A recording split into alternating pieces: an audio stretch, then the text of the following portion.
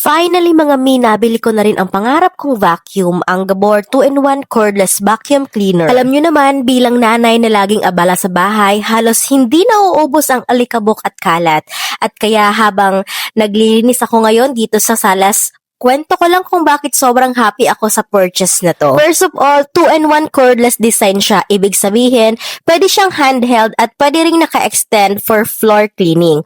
Wireless pa, kaya wala na akong hinahabol na saksakan o cord habang umiikot sa bahay. Very convenient talaga, lalo na kapag nagmamadali. At isa sa pinaka-importante sa akin, yung suction power. May 2 suction mode siya. Low mode for light cleaning tulad ng alikabok at buhok, at high mode naman kapag mas mabigat ang dumi. At ramdam mo talaga yung strong suction motor niya kahit yung mga kasingit-singitan na dumi sa ilalim ng sopa at gilid ng cabinet, nakukuha niya talaga. Hindi mo na kailangang paulit-ulit daanan. May triple filtration system din ito, kaya mas malinis ang airflow at mas kontrolado ang dust particles.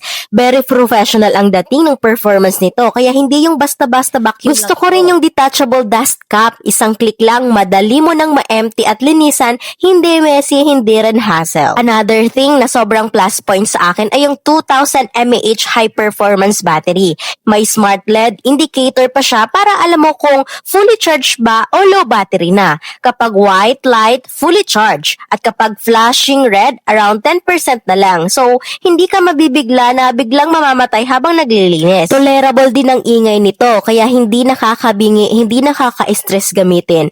Kaya kahit may natutulog o nanonood sa bahay ng TV, okay lang. Lightweight din ito, kaya hindi masakit sa braso kahit matagal gamitin. Madali ring i-assemble, very user-friendly ang design.